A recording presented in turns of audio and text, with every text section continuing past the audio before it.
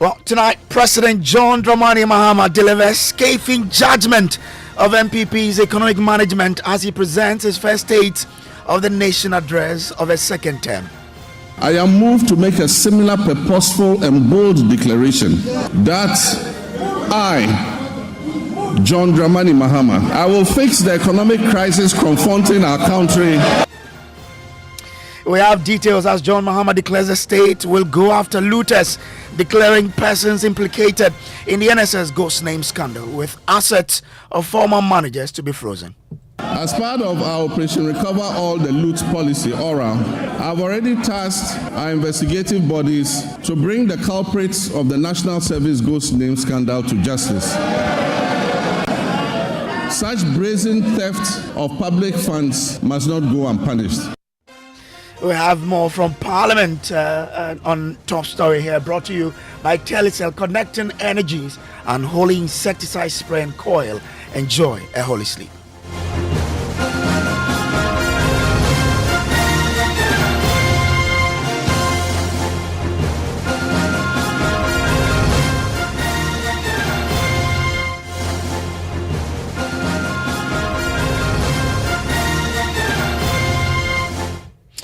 Tonight, President John Dramani Mahama has delivered a scathing judgment of the actual MPP government's management of the economy in his first State of the Nation address of his second term as president. In more than 2 hours, John Mahama rebuked the former government of leaving the country in a dire economic situation. Despite all these, the president told Parliament he was not before MPs to lament but to prefer concrete solutions to fixing the country's problems. Listen to the president. And propelled by the massive mandate given to me by the good people of Ghana, I am moved to make a similar purposeful and bold declaration that I, John Dramani Mahama, I will fix the economic crisis confronting our country and reset it on a path of growth and prosperity.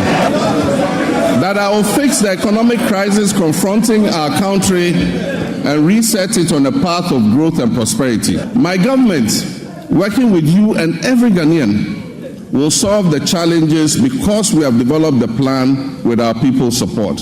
When I decided to run for president again, I did so because of what I knew about the state of our country. I was aware that huge problems awaited me upon assumption of office. But nothing could prepare anyone for the reality of the depths to which our economy and our governance had sunk. Our elders say that a frog's true length can be ascertained only after it has died.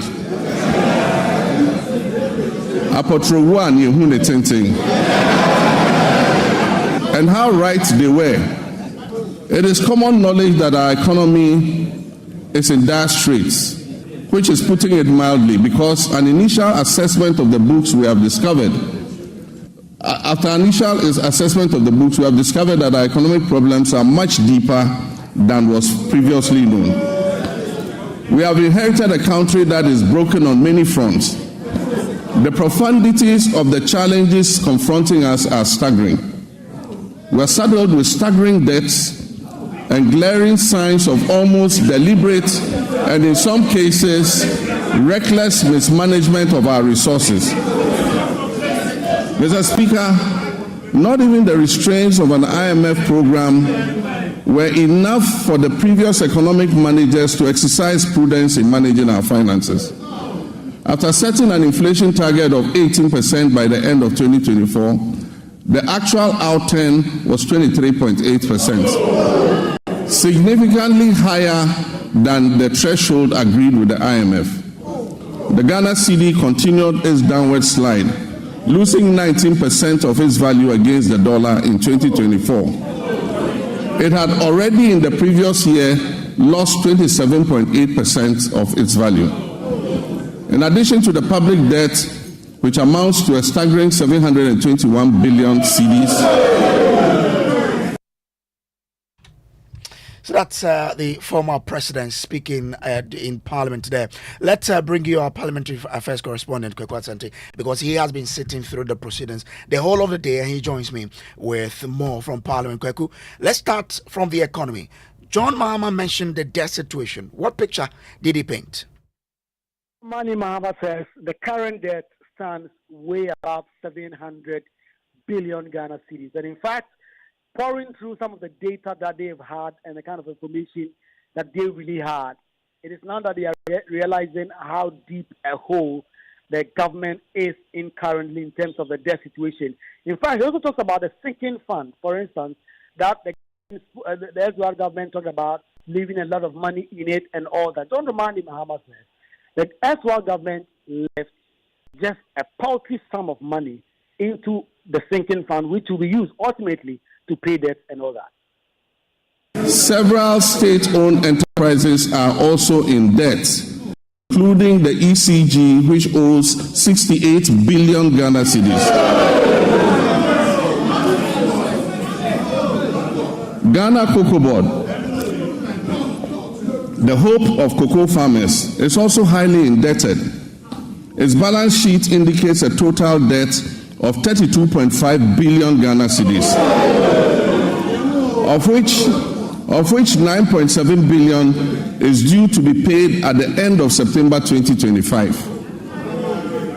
In 2023-2024 crop season, Cocoa Board was unable to supply 333,767 metric tons of cocoa, which it had sold at $2,600 per ton. As a result, the then management of Cocoa Board rolled over these contracts into the 2024-2025 season. Honorable members, Mr. Speaker, this implies that for every ton of cocoa delivered this year, in fulfillment of the rollover contracts, Cocoa Board and Ghanaian farmers are going to lose $4,000 in revenue. Mr. Speaker, as I address this honorable House, Cocoa Board has supplied 210,000 tons out of the rolled over contract, resulting in a revenue loss of $840 million for both Cocoa Board and the Ghanaian farmer. Mr. Speaker, Cocoa Board and the Ghanaian farmer will lose another $495 million by the time the board finishes supplying the remaining rolled over contracts. President John Dramani Mahama speaking. And Akweku, he also found time to respond to claims of the MPP that it had left buffer for coupons of bondholders. What more did he say? Called that a couple of weeks back when John Dramani Mahama returned from Germany, he did instruct the finance minister to pay bondholders their fourth coupon. At the time, it was said by the New Patriotic Party that the amount of money was paid because the outgone government had left enough buffers and in fact had left enough in the sinking fund to be able to pay it. John Dramani Mahama says that was not the case and actually went ahead to reveal exactly how much the government had left in the sinking fund. There have been claims that buffers were left for debt repayments, oncoming debt repayment this year.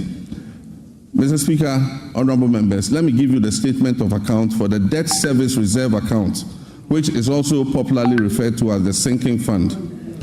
This fund shows a balance of only $64,000 in the dollar account, $64,000 in the dollar account, and 143 million Ghana cedis in the CD account.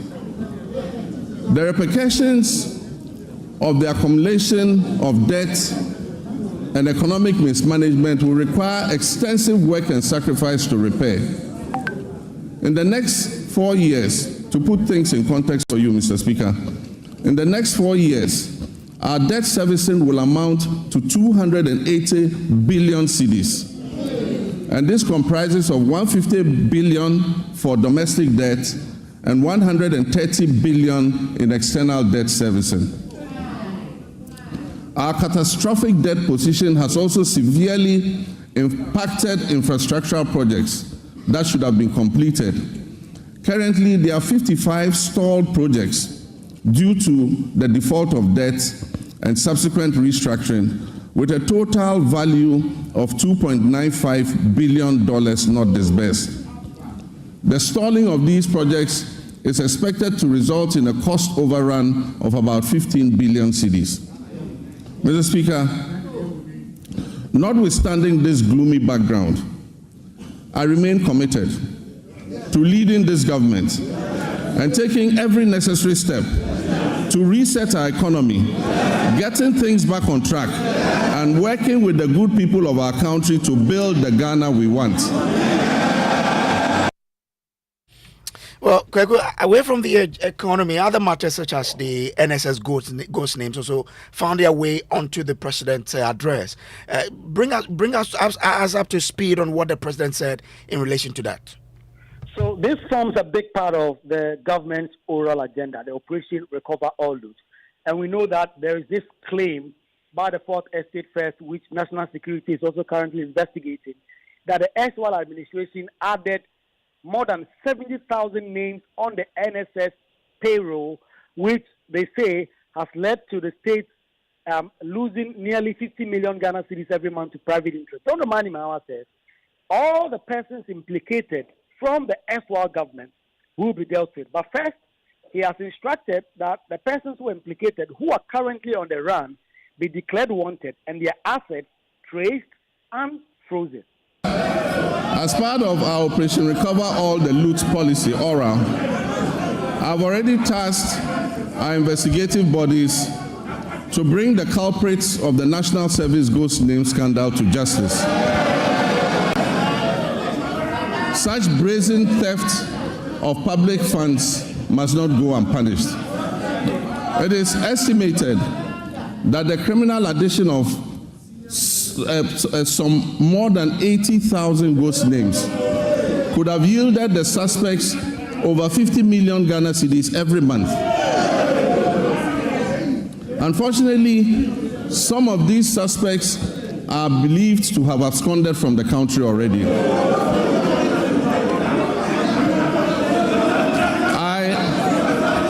I have directed that they be declared wanted and their assets traced and frozen until investigations are completed. To achieve a legally robust regime to govern national service. So that's President John Dramani Mahama there in Parliament earlier today.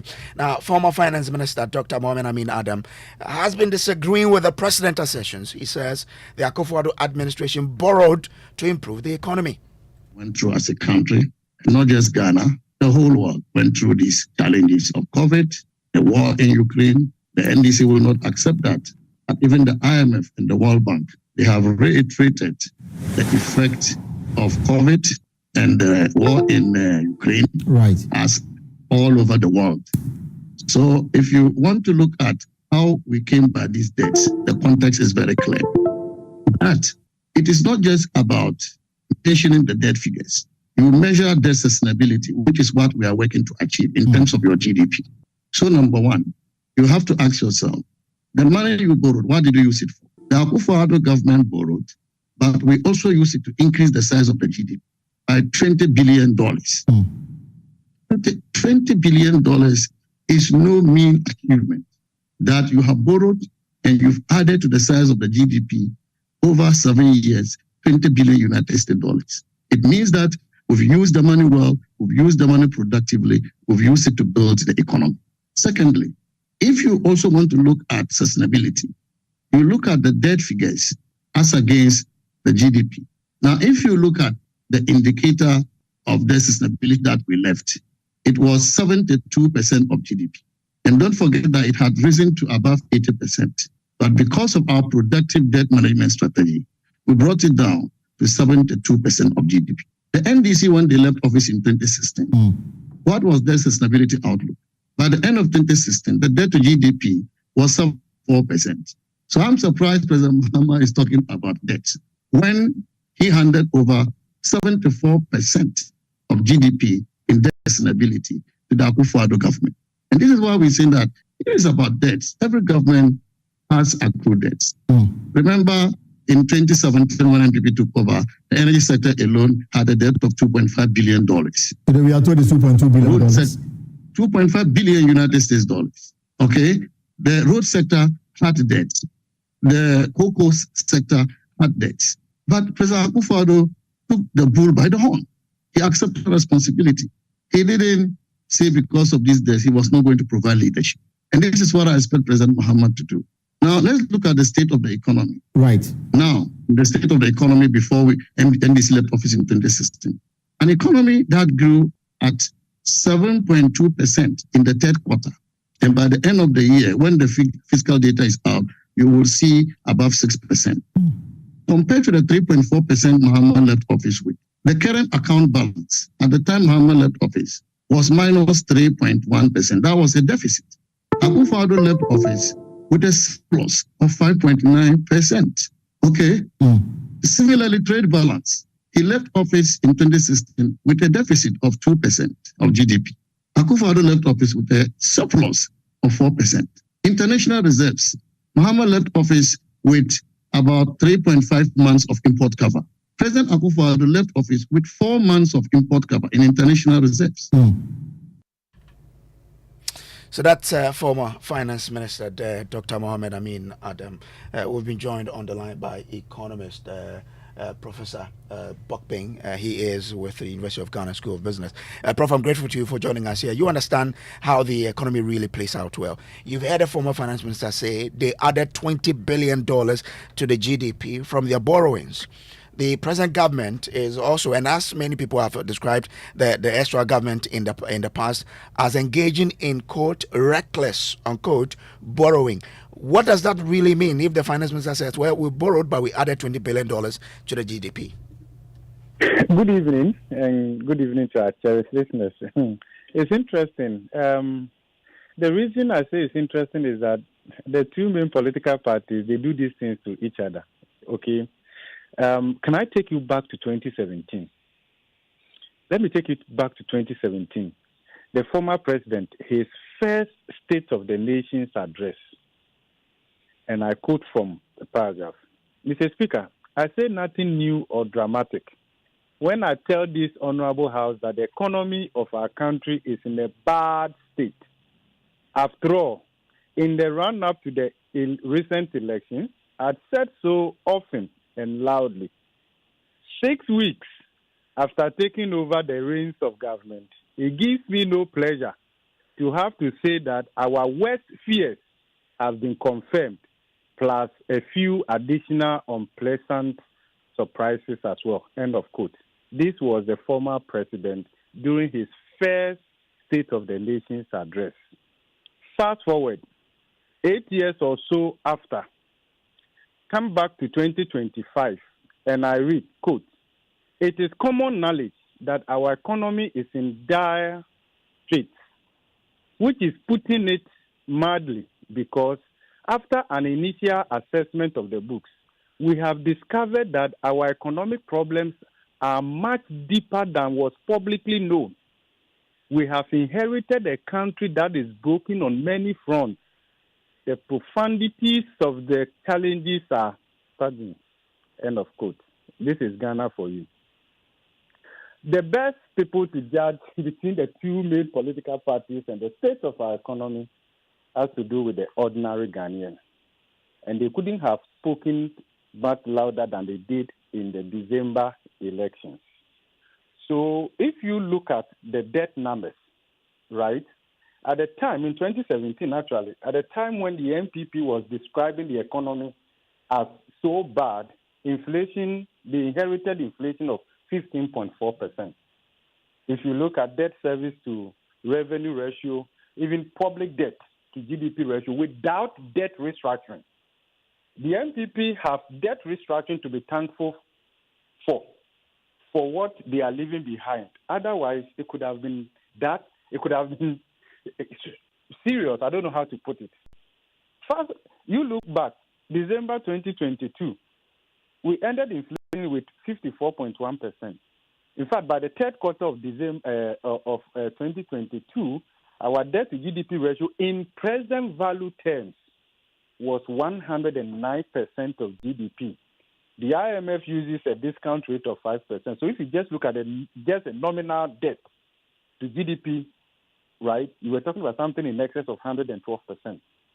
Okay, so, but at the end of the day, we can also see, and data exists to support that the size of the economy in 2016 compared to the size of the economy in 2024 is not the same, right? So the previous government had added, yes, close to $20 billion to the economy, but that's to be expected, right? With oil, with gold, and all of that. In the same breath, we can say that the economy that the NDC took over in December or January 2009 is not the same economy they handed over in January 2016 and all of that. So we can look at all those statistics. But I think what is becoming clearer is that even though over $20 billion has been added to our economy, the previous government data exists to confirm that they left this country in a much poorer state.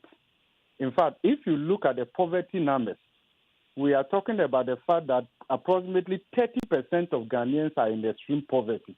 At the time the NPP was leaving office in January 2025, if you compare that to Cote d'Ivoire, Ivory Coast, that is largely on course in reducing extreme poverty drastically and consolidating their lower middle income status and moving more towards upper middle income poverty.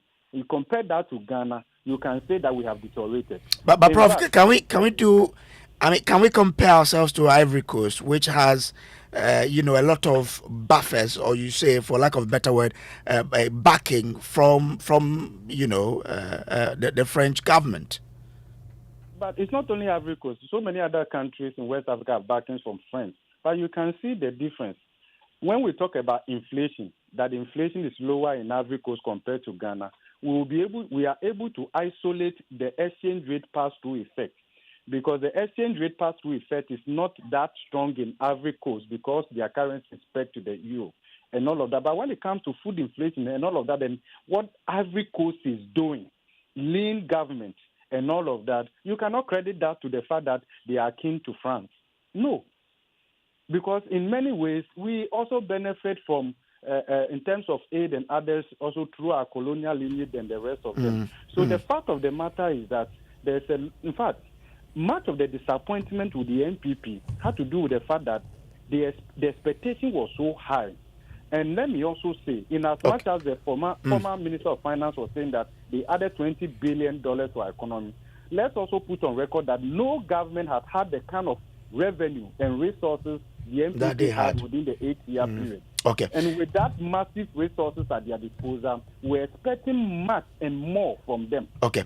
Do stay with me. Let me bring in Dr. Abdul Kabiru Tia Mahama. He's member of Parliament for Wale constituency, and he used to be an aide to former Vice President Dr. Mahmoud Bawumia. Kabiru, why did the government leave Ghana in a state so poor, as we are being made to understand, when it's the same government that had the most of resources than any government has ever had? Hello, Kabiru, are you with me? Yeah, I'm with you. Thank you very much, and good evening for having me. So I wanted to find out from you why your government, being the government in the history of Ghana to have received the much revenue than any other government, still left the country in such a poor state, as we are being made to understand. Yeah, so thank you. Before we can meaningfully discuss this topic, allegations are easy to make.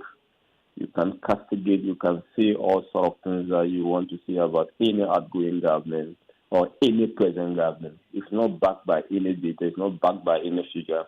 That. Kabiru. Oh, we lost Kabiru there, but I still have Professor Bokbi on the line. Prof, so, I mean, if you look at the fact that this government has that done some payment in terms of those DDP bond holders, some 6 billion and over, and the fuel we understand they've purchased and all of that. Can we really say that the previous government left nothing in the coffers of the state? Well, politicians do that to themselves and all of that. I mean, there hasn't been any money printing since this new government took over and all of that. Leadership, governance is continuum. Yes, certainly, if you look at the liabilities, our obligations vis-a-vis the revenues that have come in and all of that, you cannot say that you left money so much in the coffers, because how much you left or how much they inherited, the revenue that have come in the first few months. And then also remember that from the expenditure in advance of appropriation, which was passed, right, by a resolution of Parliament, had actually set in motion some payment obligations, expenditure, and all of that, and the difference that has to be borrowed. So you realize that the borrowing that had been set in place, right, and therefore it's just government keeping to that. But of course, the president will also highlight these things because it tells you the importance they place on honoring these obligations as a way of consolidating the confidence in the market. One would have been surprised if any effort by this government had been to go contrary to that. Because remember, the president, and he mentioned that in the State of the Nation address, the honeymoon effect of the regime change was already impacting positively on our interest rates. Oversubscription in the money market, 91 day, 182 day, 364 day, and you could see the yield also coming down to some extent. So we needed to honor this payment. And what is also good is that they have also strengthened the sinking fund, right, and communicated that to the market. So the signal effect is very good. So at the end of the day, we can say that, yes, there's a build-up, there's a schedule, there's a memorandum of understanding that the previous government has put in place and all of that. And the government is also continuing with that. Of course, there's also been some rationalization and priority in terms of which obligations have to be honored as and when they fall due, which ones need more investigation and all of that. All so right, you can see that. And finally, let me say that it's not strange. If you read the State of the Nation's address of the former president in 2017, similar statements were made about outstanding payment that they also made within the first few weeks and all of that. At the time when they said that there was nothing in the coffers. This is politics for you. But we can isolate the politics, look at the reality, and see where Ghana stands. Professor Godfred Bokping, I'm grateful to you for joining us. Let's bring in Kabiru Mahama, doctor. He was an aide to the former vice president. Kabiru, why did the government leave a paltry $64,000 in the sinking fund? Why?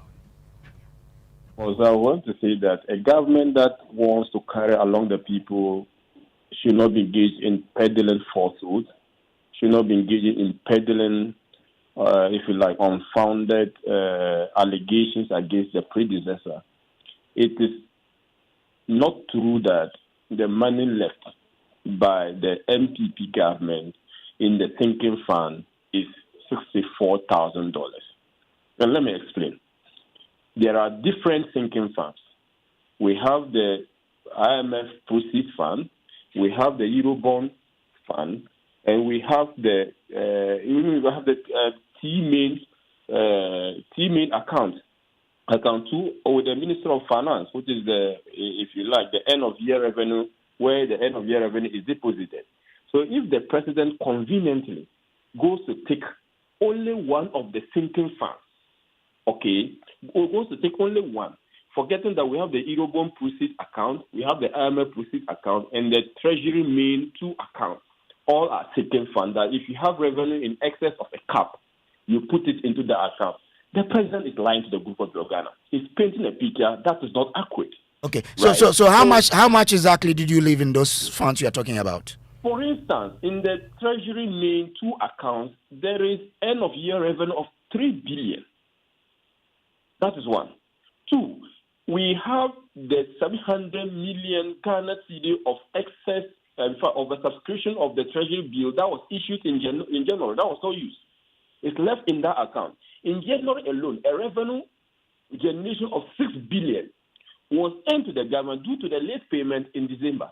These are examples of funds. The government has not even come to tell us how much was earned or realized from the sweeping of accounts across board. These are all revenue sources. So if you've not updated the guidance, how much did I get from the sweeping of accounts, which is money held by respective agencies at their respective accounts with the central bank, and you sweep all those accounts into a centralized account. There was money in the Treasury bill account. There was money in the Treasury mail account. There was money from the IMF proceeds account.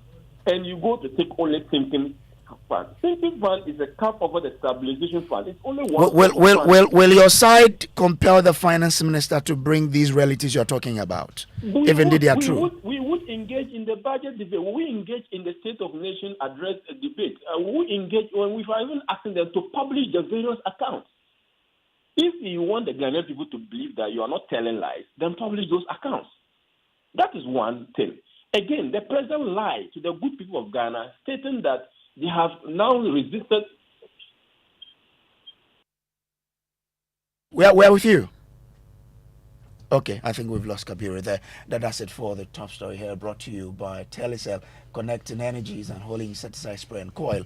Enjoy a holy sleep. Up next is Newsnight.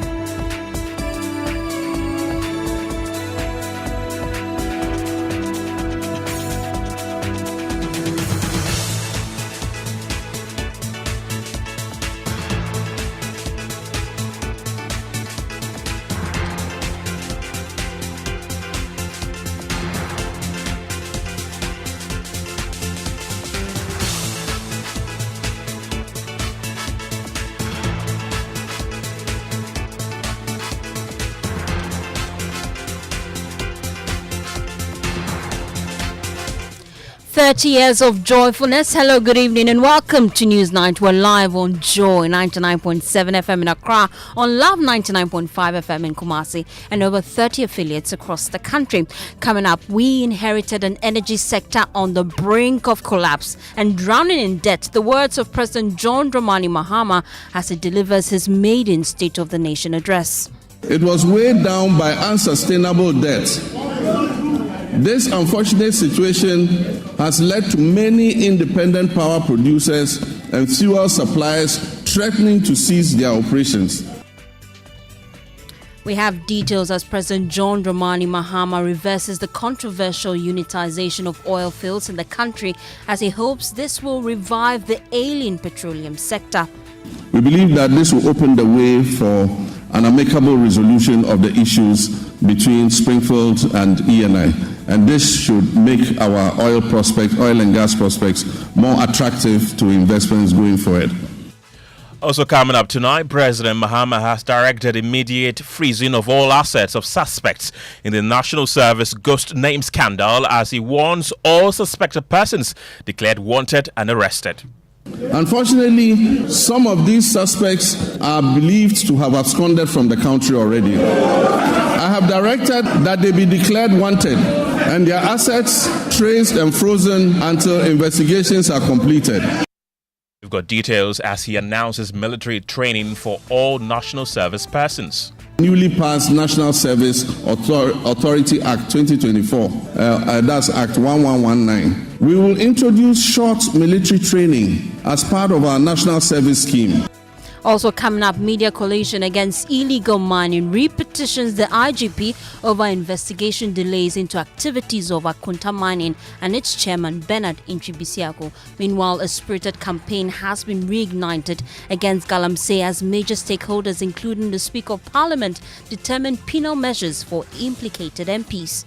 Parliament will not tolerate any member of Parliament, regardless of your position, who is found to be complicit in destructive mining activities. Also ahead tonight, Dutch Embassy questions directive from the Foreign Affairs Ministry asking all embassies in Ghana to provide human treatment conditions for Ghanaian visa applicants.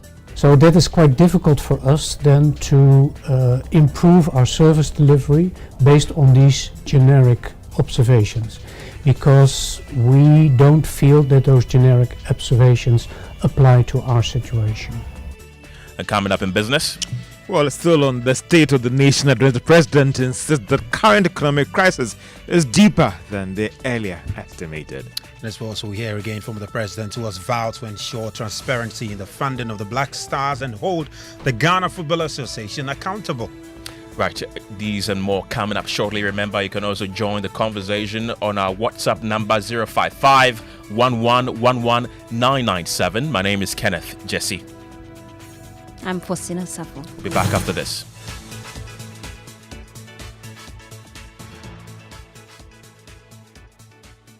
Auntie T, abeg, fix me gobetete Ghana. No gari, no oil, no plantain, just beans then eggs. Hey, brah, that be dangerous combination, no? Problem no day. I feel handle am. For Telecel, we the Bob say everybody gets what they like. That be why Made For Me bundles day. Based on your usage, you fit get your own data and call packages. Fala! Made For Me bundles like the way you the want them. That *530# then buy Made For Me bundles today. Telecel. Connecting energies. In celebrating International Women's Day, Fifi Coleman Productions presents Women at Work. We listen and we judge. Habba, Haramu, cover yourself. If she does, how will she find market? I'm a brand influencer. Influencer my foot. Also, mommy, what is that? Another name for scam. As if we don't know what she's selling. Women, learn to keep your legs glued tight. Abba, Madam Gorilla Glue. What would you do if the man you married can't satisfy you sexually? Or would you continue faking orgasm? Hey, this one is overdue. Starring Rosalyn Ngiza, Gloria Osai-Safo, Mavis Abrokwa, Jacqueline Ansan, Queen Grace Ajete, and many more. Showing at the National Theatre on 8th and 9th March 2025. 7 p.m. each night. For tickets, simply dial *714*50# or call 0545-320-062. You can also purchase your tickets at Bachelor Total, Frankie's Osu, Airport Shell, Joy FM, and the National Theatre. This time, men can come. Couldn't sleep at night. Mosquitoes will be whining in my ears, bugging me all night long. Till I got a remedy. Now I'll be spraying them away with holy insecticide spray. I go spray them away with holy insecticide spray. When I sleep, me dana mada with holy insecticide spray. Holy mosquito coil, holy multi-purpose insecticide spray. Ghana Kron Kron. For bulk purchase, call 0302 681582. This advert is FDA approved. Thanks for choosing us. We are your home of independent, fearless, and credible journalism. Well, tonight we inherited an energy sector on the brink of collapse and drowning in debt. Those are the words of President John Dramani Mahama in his maiden State of the Nation address. He did not hold back, accusing the previous administration of piling up a staggering 70 billion Ghana cedis in debt, despite collecting 45 billion cedis in energy sector levies. Well, he warned that independent power producers are on the verge of shutting down. Fuel suppliers are threatening to walk away, and unless drastic measures are taken, Ghanaians will pay the ultimate price, not just in cedis, but in darkness. Yesterday, February 26, 2025, marks exactly 10 years since I stood in this chamber at this very spot to declare my determination to fix Dumso, a legacy problem of power shortages. And Mr. Speaker, I fixed it. Yes, I promised to fix it, and I did. And I wish to place firmly on record that from January 2016 until I handed over the administration of this country on January 7, 2017, there was no power rationing or load management in Ghana. My administration inherited an energy sector on the brink of collapse. It was weighed down by unsustainable debt. This unfortunate situation has led to many independent power producers and fuel suppliers threatening to cease their operations. Mr. Speaker, listen to this. Despite collecting over 45 billion cedis in energy sector levies, ESLA, over the last 8 years. The outgone administration has left the Ghanaian people with an energy sector burdened with a staggering debt of 70 billion cedis as of December 2024. It is of deep concern that several state-owned enterprises in the energy sector are struggling to stay afloat. And unless urgent interventions are made, many of them will go under. Financial distress in the energy sector remains a significant obstacle to delivering consistent and affordable electricity to Ghanaians, and it poses an existential threat to our economy in general. Well, President Mahama also said the electricity company of Ghana and other state-owned firms are barely staying afloat, and private players are also feeling the heat. To solve these teething challenges, President Mahama is proposing a radical shake-up. He wants the private sector to handle metering and billing, insisting that enforcing compliance is the only way to stop revenue leaks and keep the lights on. Compounding these challenges, critical maintenance activities such as the scheduled pigging of the West African gas pipeline, WACO, were postponed from 2024 to 2025 without sufficient contingency measures for alternative fuel supply. I've been informed that the pigging exercise will be completed in the first week of March, and once again, additional gas will flow from Nigeria. We are anticipating a marked improvement in the power situation once this begins. While the current state of our energy sector poses grave concerns, we must remain resolute in our commitment to restoring stability. I've directed the Minister for Energy and Green Transitions to implement far-reaching reforms, including enforcing a single revenue collection account, strictly adhering to the cash waterfall mechanism, and eliminating all wasteful expenditures by the state utility. Following my directive, the Minister has set up an advisory committee to guide the participation of the private sector in metering and billing in order to improve efficiency in revenue collection and also reduce the high commercial and technical losses that are threatening to drown the state-owned utility company. A pilot partnership between ECG and Enclave Power has proved highly successful and provides us with a workable framework. ECG provides bulk supply of power to Enclave Power Limited. This is an organization in Ghana. Enclave Power provides meters and bills to all companies operating in the free zones enclave, with 99% revenue collection and nearly 100% uptime in power supply. This is being done here in Ghana. We can use it to cover the rest of the nation to ensure that we get revenue compliance and be able to bring down tariffs for our people. Reduction in commercial and technical losses will lead to affordable tariffs for everyone and will bring relief to all users of electric power. We also aim in the medium term to achieve 100% gas utilization for power production and to eliminate completely the use of crude oil and fossil fuels. This will save Ghana hundreds of millions of dollars spent on the importation of fuel oils for power production annually. On Ghana's bleeding petroleum sector, President John Dramani Mahama revealed that crude oil production has dropped by over 30%. He revealed that instructions have been given to scrap the controversial unitization policy and pushing for billions in fresh investment to revive the industry. Ghana's petroleum sector has witnessed a precipitous decline, with crude oil production sinking by more than 32%. This has resulted from the high opacity levels, a very hostile business climate, and excessive political interference in the sector, culminating in most of the major oil companies exiting and stalling all upstream activities. The decline in upstream activity is obvious to any person familiar with the twin cities of Sekondi and Takoradi.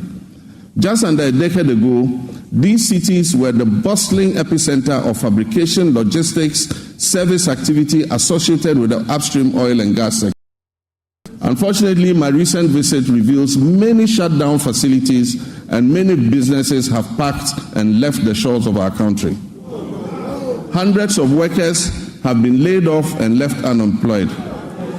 I wish to assure the good people of Sekondi Takoradi and indeed the whole Western region that we are going to breathe life back into your area.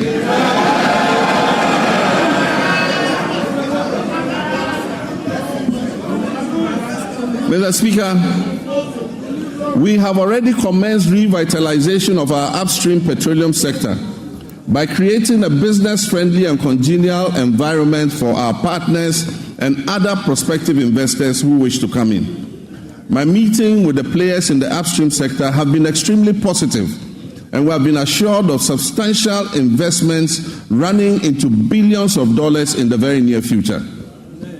Mr. Speaker, the Minister of Energy and Green Transitions gave the directive for the removal of the unitization based on the arbitration that took place.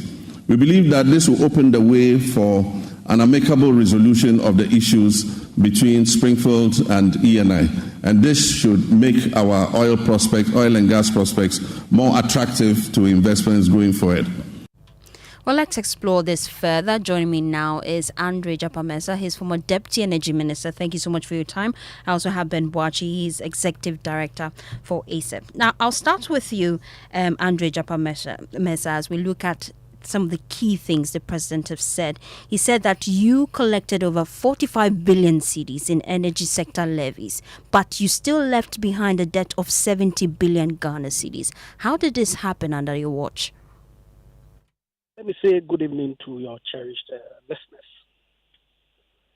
Indeed, it's surprising that when we embark on engagements of a national nature such as this, we are not entirely truthful with the people. Forgive me, I'm panting because I was caught, in the middle of something. And I need to run to my car to engage on this discourse with you.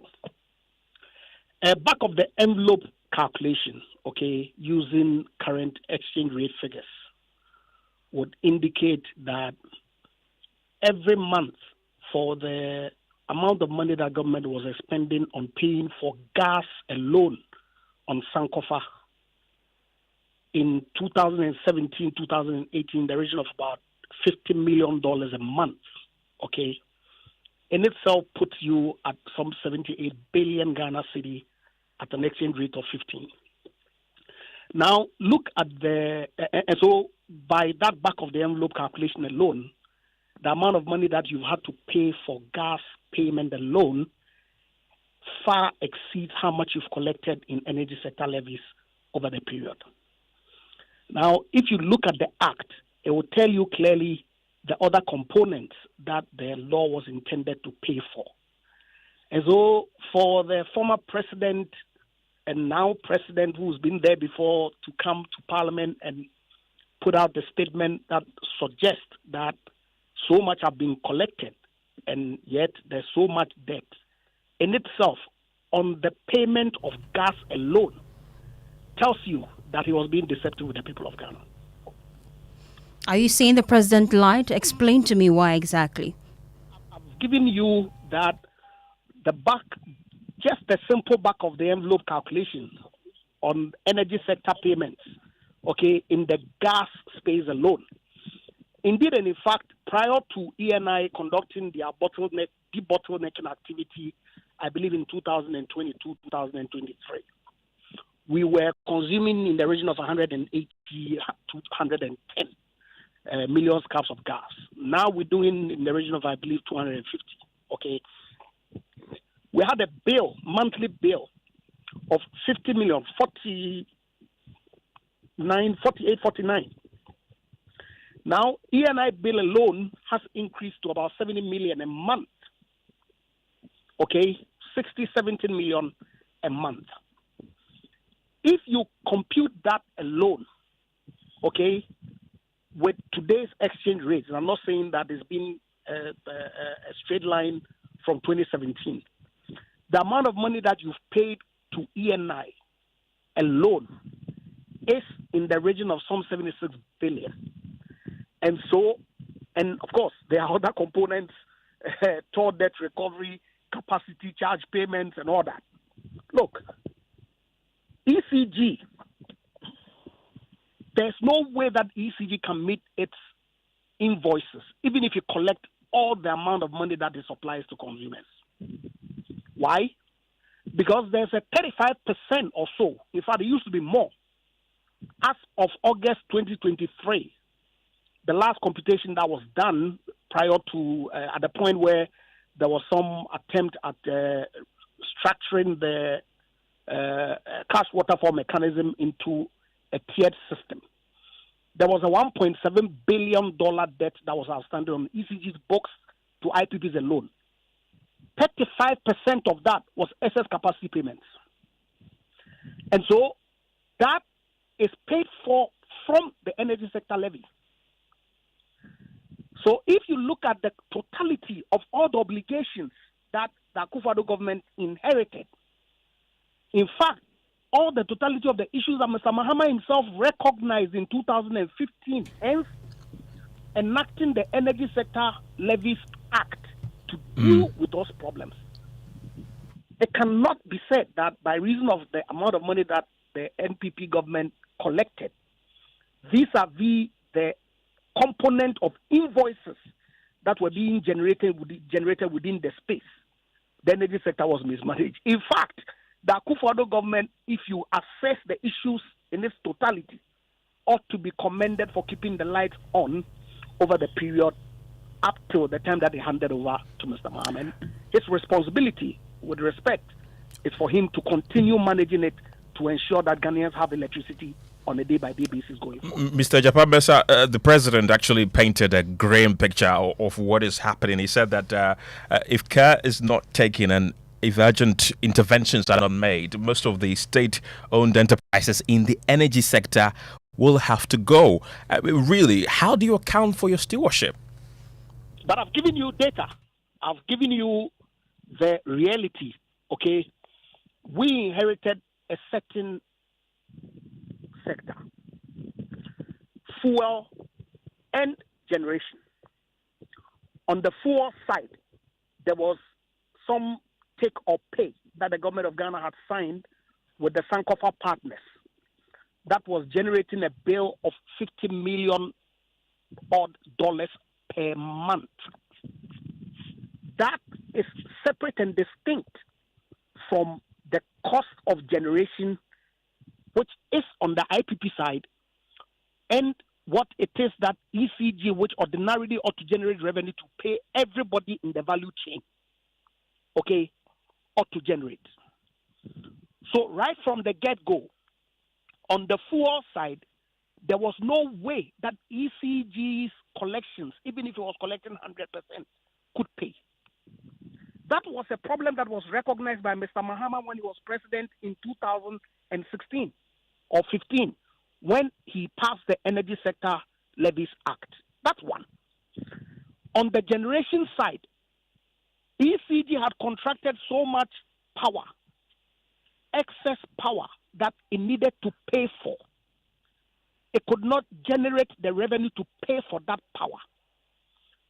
And so that was a reason why subsequently in 2021, the Energy Sector Levies Act was amended to capture capacity payments. And so the reality of what the NPP government inherited was a badly managed energy sector. We held it together for the 8-year period. And of course, the new government has come and is taking over from exactly the situation that it is that the government inherited, managed to this point, and they need to continue and clean it up if they can. Okay. Andrew Ejapa-Mensah is a former deputy energy minister. Thank you very much. We still have on the line Ben Boakye, who's the executive director of ASEB. Ben, thank you very much for holding on for us. Is that the true reflection of the energy sector that John Mahama painted? Thanks for having me. No, I think significantly, I mean, the issues you mentioned are issues that we have copiously written about for the past years, trying to highlight how the energy sector was actually derailing progress of our country. So to that extent, I don't think it's entirely new. What is new is the extent of the debt. I never knew it was 70 billion. And also, in the past few weeks, we've had different numbers, which would then require that we do a comprehensive audit of what the numbers actually look like and categorize them and publish them so that we are sure where all the debts are coming from. And then we can move on from there, looking at the solutions to actually address the debt accumulation to make sure that we can free the budget from, the burden of the energy sector. Now, the president is also proposing a radical shake-up. He wants the private sector to handle metering and billing. Is that the way forward? Yes, I actually belong to a committee that has been established the options for private sector participation. The committee has progressed to actually engage relevant stakeholders. We're in the process of actually analyzing what we've heard and also apply our technical understanding of the issues to what we've heard. And then we'll advise government appropriately what option will actually address the problems of the energy sector. But the job of the committee is really to look at how sustainable a recommendation could be to address the sector problems going forward. Thank you so much, Ben Boachi, for your time here on Newsnight. He's Executive Director for ASEP. Right. Up next is business, and George Yafe is here with the latest. George, what do we have? Well, I'll be telling you more about the President's State of the Nation address, where he's talking about the fact that the current state of the economy or the current economic crisis is more deep or worse than what they had earlier estimated. We're bringing you also reactions from an economist and also the business community about what was said in the State of the Nation address. The business news on Newsnight is brought to you by MTN Business. Welcome to the new world of business. Kingdom Books and Stationery, your number one stop shop for all your office essentials. Sinter Tanks and Pepsodent Herbal and Charcoal. Son, we are so proud of you for setting up this hospital. I really love those hospital beds and waiting chairs. By the way, did you import them? No, Dad, I didn't. I actually got them from Kingdom Books and Stationery right here in Ghana. Wow. We also bought our office supplies, safes, executive desks and chairs from Kingdom, and they gave us expert advice on how to set up our office. Guys, that makes 3 of us. I also got our sofa and bedroom sets, plus our dining hall furniture for our new home from Kingdom. Wow, Mom, that makes 4 of us. I usually get my stationery items from Kingdom. And my teacher also mentioned that our classroom furniture was provided by Kingdom. So there you have it. Whenever you're thinking about setting up an office or acquiring furniture for your home, etc., Kingdom Books and Stationery should be your first point of call. With over 40 years experience in the industry, we stock and supply a wide variety of globally sourced office and home furniture, stationery and equipment. Visit our head office, Osu Akwaje, or our office near the Osu Stadium. We're also in Tema Community 1, opposite Olam SHS, Kumasi KNUST campus, UCC Cape Coast, and now at the Marina Mall, Airport City. Or call us 0302 764101, 764209, or 762792. Visit our website www.kingdomgh.com.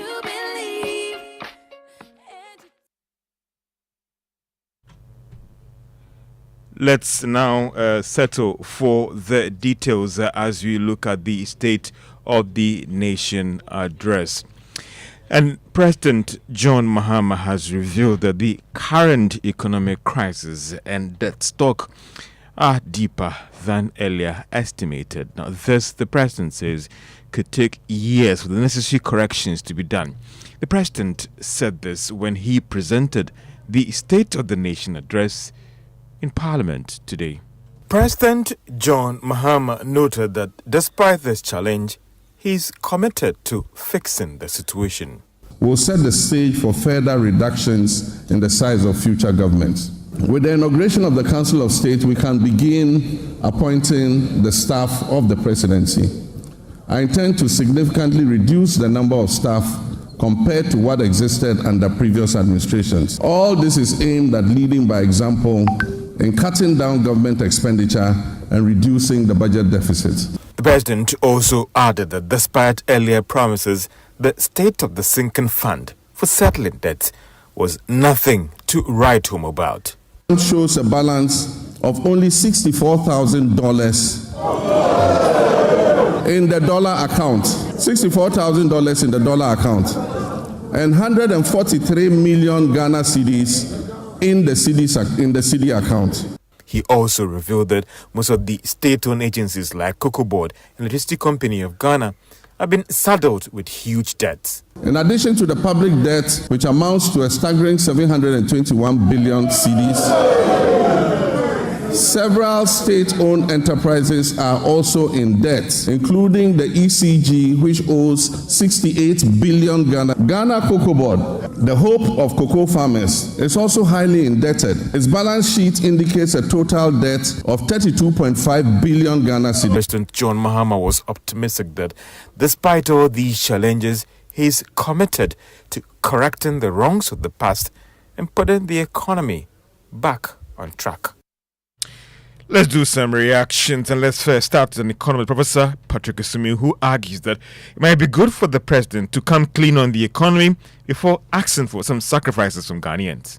The impression that was created is that we are on a path to recovery in the economy. I think what the president is saying is that we should not underestimate the depth of our talent, and that the challenges are deep, they are widespread. And frankly, I think the state of the economy probably reflects that more than what the previous president said, because the level of difficulties we are in is not something that we should underplay. So while it's communicating that it might take a while before we are back to where we want to be, I think at the same time it's very important that you are upfront with the people of Ghana so that we adjust our expectations accordingly. From the business community, Chief Executive of the Ghana National Chamber of Commerce and Industry, Mark Beduabaji, noted that the address showed that we are not out of the woods as a country. The macroeconomic numbers that we are having clearly shows that the economy is not healthy. The symptoms are clear. In fact, if you have an inflation of 23%, if you have these taxes that we have, interest rates that high, policy rates running around 27%, then obviously you can see that we have a very robust economy. So, and that's the Chief Executive of the Ghana National Chamber of Commerce and Industry, Mark Beduabaji. Now, former First Deputy Governor of the Bank of Ghana, Dr. Maxwell Opoku-Afare, is calling for more collaboration between the private and public sector to drive the country's economic growth. He was speaking at the 2025 Church of Pentecost Global Business Conference in Accra.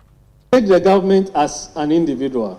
Individual, you call it income and expenditure. Government calls it revenue and expenditure.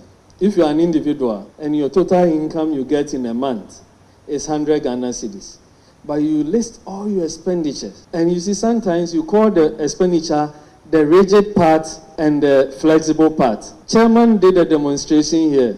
He put 4 gentlemen around him. Those expenditures are not flexible. You can't do anything about them. You must face them. That's why Chairman said that you can create peace, but they won't go away. You push them back, you try to manage them, but they won't go away. Dr. Maxwell Opoku-Afare is the former First Deputy Governor of the Bank of Ghana. The Ghana Incentive-Based Risk Sharing for Agricultural Lending says it has witnessed significant repayment in loans granted since 2019. The firm puts the repayment at a little over 502 million Ghana cedis compared to the 1.4 billion Ghana cedis extended as agri loans to businesses. Samuel Yeboah is the Chief Operating Officer of the agency and has been speaking at a roundtable discussion on Ghana's dry food project. We started operating from 2019, and so far, cumulatively, we encourage the banks to lend about 1.49 billion Ghana cedis loan to various agribusinesses. I think to about 149 agribusinesses benefited. We did very good assessment before we recommended these facilities to the banks. So far, out of the 1.49 billion we guaranteed to the banks, about 500 million has been repaid. So I think it's going well. We paid some few claims. So I think that the scheme is helping the banks to lend more and also to lend better. Samuel Yeboah is the Chief Operating Officer at the Ghana Incentive-Based Risk Sharing Agency. Let's turn attention to the stock market. If you're a shareholder of MTN Ghana, it was up by 2 pesos to close at 2 Ghana cedis 91 pesos. Benso Palm Plantation was up by 6 pesos and is now closing at 26 Ghana cedis 31 pesos. And that's all for business on Newsnight. Well, thank you very much, George, for bringing us the latest in business. You're still listening to News 9 here on Joy 99.7 FM. Remember, your thoughts and comments are welcome on our WhatsApp number 055 1111997. Let's bring you more stories tonight. And President John Mahama has directed for an immediate freezing of the assets of all persons involved in the National Service scandal ghost name saga. A recent investigation report by the Fourth Estate has, among others, accused the NSS of facilitating ghost names on the payroll and failing to conduct proper verification of service personnel, accruing an alleged 2.2 billion cedis between 2018 to 2024. The former officials have since denied the allegations. But in his State of the Nation address today, President Mahama directed for the immediate arrest and prosecution of all perpetrators. As part of our Operation Recover All the Loot policy, Mr. Speaker, as part of our Operation Recover All the Loot policy, ORA, I've already tasked our investigative bodies to bring the culprits of the National Service ghost name scandal to justice. Such brazen theft of public funds must not go unpunished. It is estimated that the criminal addition of some more than 80,000 ghost names could have yielded the suspects over 50 million Ghana cedis every month. Unfortunately, some of these suspects are believed to have absconded from the country already. I have directed that they be declared wanted. Well, the president has also announced the implementation of a military training for all NSS persons. To achieve a legally robust regime to govern national service, I've also tasked the Minister for Youth Development and Empowerment to coordinate and present to Parliament a legislative instrument to support the implementation of the newly passed National Service Authority Act 2024. That's Act 1119. We will introduce short military training as part of our National Service scheme. This will instill a sense of fitness and discipline into our youth. While some service personnel have already been reacting to the military training announcement, they spoke to my colleague Collins from Pongwating. It should be one of the basic mode of recruitment, because most of the recruitment already done in our military service, we all know how it goes. So having most of your university graduates going into the military means it's going to help you a lot. We are not going to overly emphasize on machoism, but are going to deal with intellect more. So we should also look at that as an opportunity where people, after that short military training, who showed interest should just be recruited if they need be. What I know is that the normal days or period spent in military training is 6 months. So I am suggest that's for recruits, and for officers is 1 year plus a month, so more than a year. So I think with this, he can start up making it, initiating it or making it a basic necessity for NSS personnel in the first month of their service to the National Service Secretariat. It should also be used as a benchmark to recruit people who are interested to join the military. A lot of people may actually apply, but they may not get opportunity. Some may pass, protocol means, and still they may not get. So I think if they are given a taste of it, and after going through the necessary, training for the few months he's intending to do it, then no problem. If they still want to join, then they can still remain. Oh, Faustina, what a relief that I did my service earlier. My exact sentiments, because I can't imagine going for military training with all this body. I'm looking at your height and being in a military uniform. It would be nice. Leave me alone. Well, it's now time for sports, and Musbar is here with the latest. Yeah, guys, just heard you talking about military training there. Yeah, I think you would have done well. Yeah, it's actually in the Constitution, I don't know why. It's actually there. It's supposed to be part of our, what do you call it, exercise as national service personnel. Right. It's just not being implemented. So maybe, Faustina, we have to take you back through Please, it. you can't take me back. Anyway, well, quick update from the President's State of the Nation's address on sports, where he has vowed to ensure that there will be transparency in the expenditure of the Black Stars. Well, he has said that he's directed the Minister for Sports and Recreation, Honorable Kofi Adams, to ensure that the Ghana Football Association is held accountable for the expenses that the state makes on national teams. Mr. President said that there will be no secrecy in how much the government spends on national teams, emphasizing that funds allocated to sports, particularly football, must be properly accounted for. The senior national team, the Black Stars, which is now a pale shadow of its former glory, will play 2 World Cup qualifying matches. I've instructed my office and the Minister for Sports and Recreation to hold the Ghana Football Association accountable to the people of Ghana as we prepare for these games, especially regarding the budget of the FA. There will be no secrecy in how much the government spends on the national teams. The budgets presented by the FA and other sports associations must be known by the public.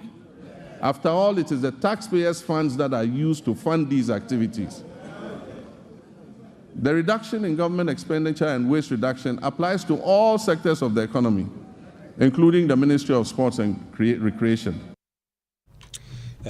President John Mahama there. Well, he also spoke about the launch of the National Recreation Day, a monthly initiative that will be focused on community engagement alongside an annual National Recreation Festival there. Well, let me bring you some update from the Central Region Super Zonal competition that's underway at the Cape Coast Stadium, and it's a Fatapim who are dominating the competition there. Well, they won the 100 meters. They won gold in the 100 meters, 800 meters event of the boys category. They also won gold in the 4x200 meters finals race, and also they won gold in the 200 meters final race there. Well, the 100 meters will happen tomorrow, so not sure where you belong, but Fantapim is dominating the Central Region.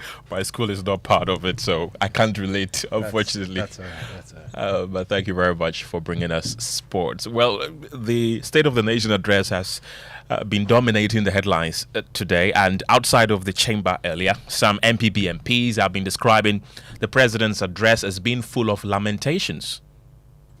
On the 21st of February 2013, you notably said, quote, "Mr. Speaker, the meat is now down to the bones." This was on the occasion of your address to Parliament. And you said that the meat is now down to the bones. On the same state of the economy that you had presided and re-echoed the point that we are left with just the bone. Again, says that he has delivered less ministers. But it is clear that his strategy is, if less, more divide. You have appointed few ministers, but more and more and more presidential staffers. The president again came to this house with a familiar story, the usual lamentations. He packaged it in a language as though we have a new beginning. Minority Leader there, Alexander Fayomarkin. But the NDC, they've been firing back. Let's listen to the Majority Leader. Things are clearly bleak. So, Speaker, I see on this side of the House my colleagues in black. It is obvious that they left this economy in a miserable state. And the attire that they adorn today says it all. But this side is in white because His Excellency the President, we knew very well, was bringing to us a message of hope. Mr. Speaker, our elders have cautioned that you don't leave your crown in the hands of a hyena as a caretaker when you are traveling. Don't be surprised when you come back and the carcasses of all your livestock are gone. Well, so those were the reactions of both the minority and majority in Parliament. Well, there have also been reaction in the Ashanti regional capital of Kumasi. My colleague Nana Boachi Adam has more.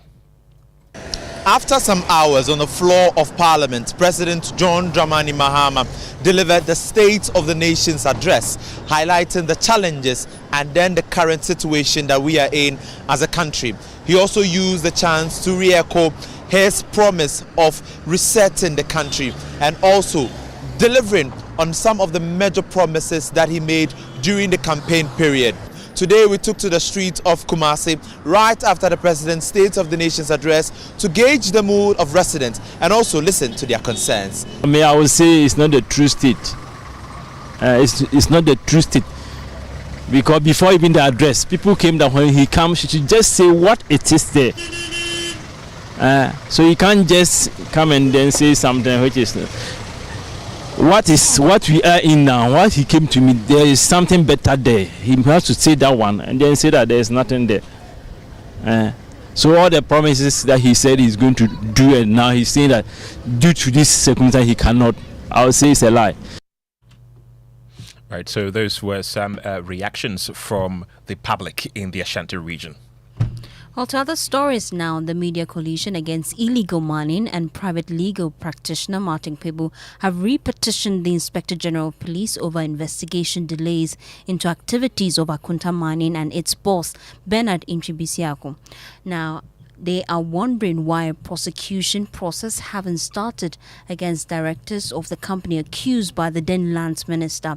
My colleague Michael Adjali has details of that statement and he'll be running us through that details shortly.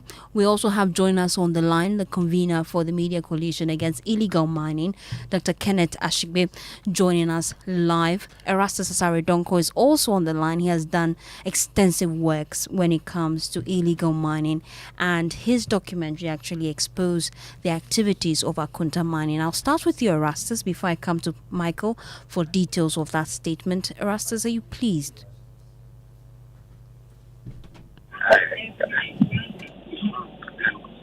Hello. Glad to have you. I'm just wondering your initial thoughts about this new petition.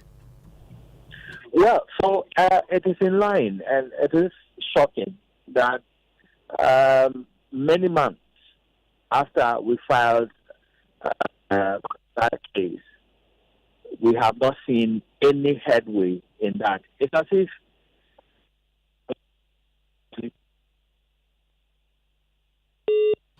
Unfortunately, we seem to have lost connection to Erastus Asare Donko. We're just looking at some of the key updates. We're learning that the Media Coalition Against Illegal Mining and a private legal practitioner, Martin Pebu, they have repetitioned the IGP over investigations into activities of Akunta Mining. I also have joining me now Dr. Ken Ashigbe. Thank you so much for your time here on Newsnight. Unfortunately, I don't have clear connection to him. I have to let him go.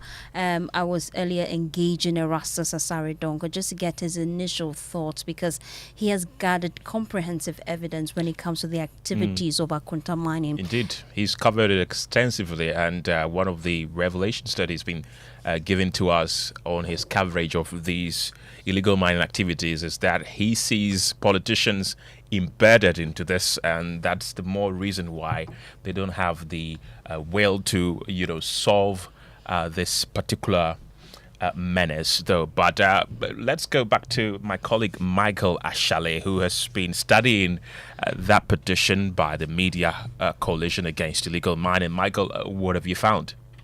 Well, Ken, this is dated 24th February 2025 and is directed at the Director General Criminal Investigations Division of the Ghana Police Service, and it says petition for the investigation and prosecution of Akunta Mining and Chairman Wontumi, Mr. Bernard Intribisiako, and others for undertaking illegal mining in the Tano Nimre Forest Reserve, contrary to the Minerals and Mining Act 2006, Act 703 as amended by the Minerals and Mining Act.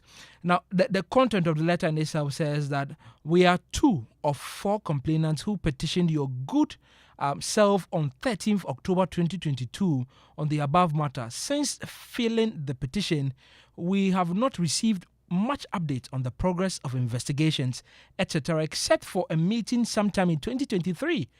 Our subsequent efforts are getting further updates, including a letter we wrote to you in 2024, have not succeeded.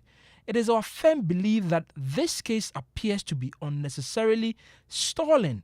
We urge you to kindly update us on it at your earliest convenience. Signed by an engineer, Dr. Kenneth Ashigbe, and copied to the Inspector General of Police and the media. So, Kenneth and Fosti, this is exactly what we have from the coalition to the Ghana Police Service. Oh, thank you very much, Michael. We're still on legal mining, though. The Speaker of Parliament, Alban Backbane, has also issued a stern warning to members of the House, vowing to hold accountable those implicated with swift disciplinary measures. And he made it clear that no one, regardless of their position, will escape punity or punishment if found culpable in the destructive practice. He spoke at a special forum on illegal mining here in Accra.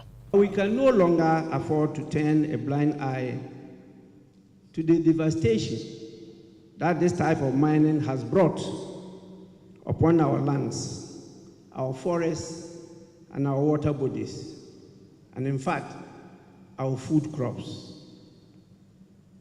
As members of Parliament, we hold a sacred duty to ensure that the resources in our constituencies are managed responsibly and sustainably for the benefit of present and future generations. But it's important for all of us to note that the foundation of all human rights is that of the right to life. It's so sacred. And the military will say, fire quenches fire. But the advice of the Stone Age is different. This said, let me be unequivocal in stating that Parliament will not tolerate any member of Parliament, regardless of your position, who is found to be complicit in destructive mining activities. Well, as the rains set in, residents near Mile 7 Park fear another season of flooding from choked gutters. For months, the filth has made life difficult for residents. And my colleague Jacqueline Ansumayibwa has more in this report. For months, these gutters have been overflowing with waste, turning every downpour into a nightmare for motorists and residents. With the rainy season approaching, the stagnant water not only breeds mosquitoes, but also intensifies the nauseating stench in the area. Kojo, a member of the Bastard Boys, admitted that this cleanup has been one of their toughest challenges yet. This is really tough, one of the toughest jobs we are doing as volunteers. And mainly because individuals, I don't know how we are thinking, but food waste, organic waste is not actually waste. Frustrated residents say the choked drains have disrupted their daily lives. Many blame two food joints, which they believe contribute significantly to the waste buildup. Seeing it ourselves, we haven't been very happy with it. This thing has been there for some time now. They complain a lot, especially to the food vendor over there, that is Ayuam. A higher pan because first I got and to me, the situation is really troubling. Our gutters never used to get this clogged, but ever since the new restaurants started operating, their waste, especially oil and other residue, has been flowing into the drains. However, a more prominent establishment has been at the center of the complaints. The manager of the food joint admitted to contributing to the problem. I also don't think some of your stuff that you use at the restaurant, some of them do not make their way to the gutter. You don't think so? Oh, I think because it's the food, they definitely rice particles and that one. I think that's not the main problem. Yeah, because definitely. So then it means somehow, some way, you also contribute. Yes, to also, I could say that we also contribute. What would you do in your bit to also make sure that once they are done, we won't see such a filth here? We are doing it. After everything, we want to put some measures that maybe a week or maybe 2 weeks, we're going to call for an exercise so that we all help and then we all clear every dirty things inside the gutter. The Bar Stop Boys affirmed their commitment to keeping Ghana clean and fostering a change in mindset towards proper waste disposal. For Joy News, I'm Jacqueline Ansama Yaboa. Well, away from sanitation, the Dutch ambassador to Ghana, Jeroen Verheil, says it will be difficult for his embassy to improve service delivery for visa applicants based on generic observation. This follows a statement released to the media by the country's Ministry of Foreign Affairs that announced that it had sent an official communique urging all embassies and high commissions in Ghana to put in place appropriate and human conditions at the embassies for visa applicants. But the Dutch ambassador has been reacting. Listen to him. Well, let me first of all confirm that we indeed received that communication, which is, let's say, a note verbal from the Ministry of Foreign Affairs to all diplomatic missions in Accra. So I can confirm that we received that message. What I would like to say is that, first of all, no system is perfect. So every system can be improved, and if there are any suggestions on how we could improve the system, that is very welcome. But what struck me in the note and what surprised me a bit is that it is quite general. It's addressed to all missions, and secondly, it addresses some general concerns about the way visa applicants are treated. So that is quite difficult for us then to improve our service delivery based on these generic observations, because we don't feel that those generic observations apply to our situation. Well, just before we leave, let me tell you, Ken, what people have been saying on social media. This one says, it pains me that my age won't permit me to benefit from the compulsory military training for NSS. Oh, I can see that a lot of people are interested. Are you serious? Okay. And then this is coming from Nana Boateng. He says it's a good reason for Ghanaians to vote for JM. I'm sure he's talking about JM's pledge to reset the economy. This individual says, please tell MPP to better apologize to Ghanaians if they want any consideration moving forward. And that's some of the comments coming through on all our social media platforms. Ken? Right.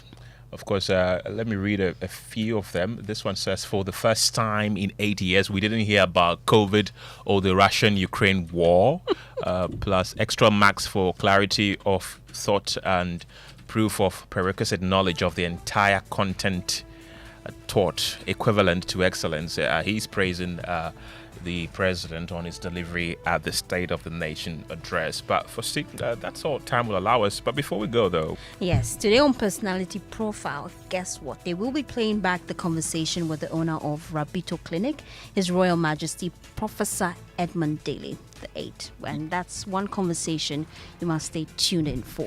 Yes, indeed. Thank you very much for being a part of the show. My name is Kenneth Gyasi. I am Faustina Safo. Good evening.